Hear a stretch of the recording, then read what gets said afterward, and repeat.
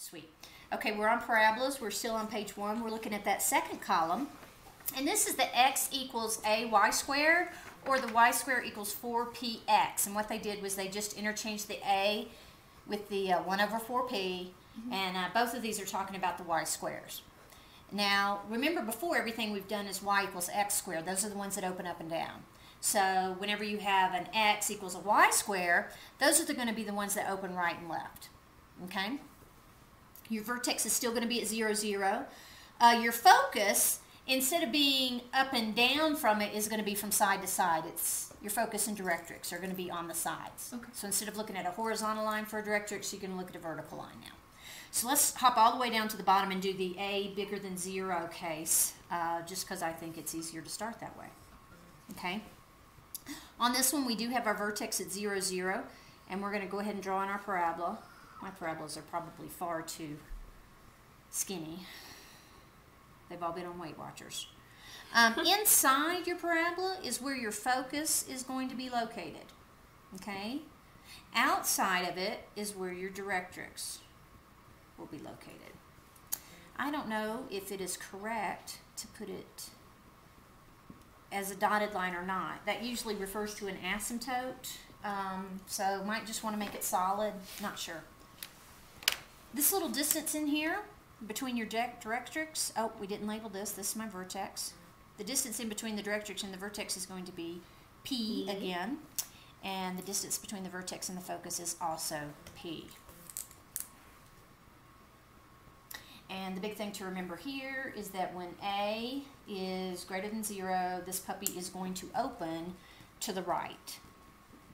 All right, it's going to open to the right. And you could think of like on a number line, your positive numbers are to the right, just like on if you were doing it vertically, your positive would be up. All right. Remember again, this a greater than 0, that goes back to the y equals ax squared plus bx plus c. I guess in this case, since we're doing the x, it's the x equals a y squared plus by plus c, right? In this case. But this a that we're talking about is this leading coefficient right here. This is x equals I plus by plus c. I. Yeah, that's probably like a Saylor equation or something. Cool. Okay, let's do the a less than 0. You have the makings of a mathematician. Thank you.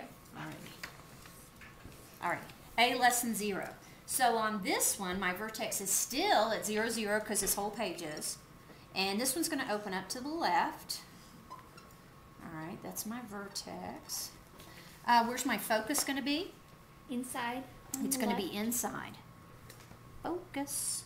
And then out here is going to be the directrix. Okay. And let's see, same distances here, right? This little puppy in here is going to be P, which is the same as this, which is P.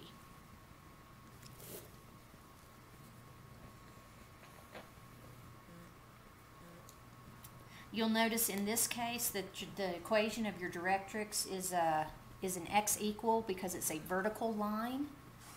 All right, and on this one, I guess the big thing you need to write down is that it opens left.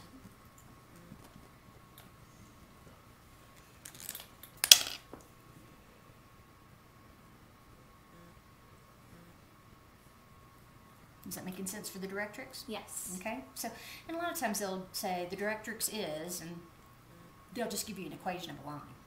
Okay, they might say vertex is here, directrix is here.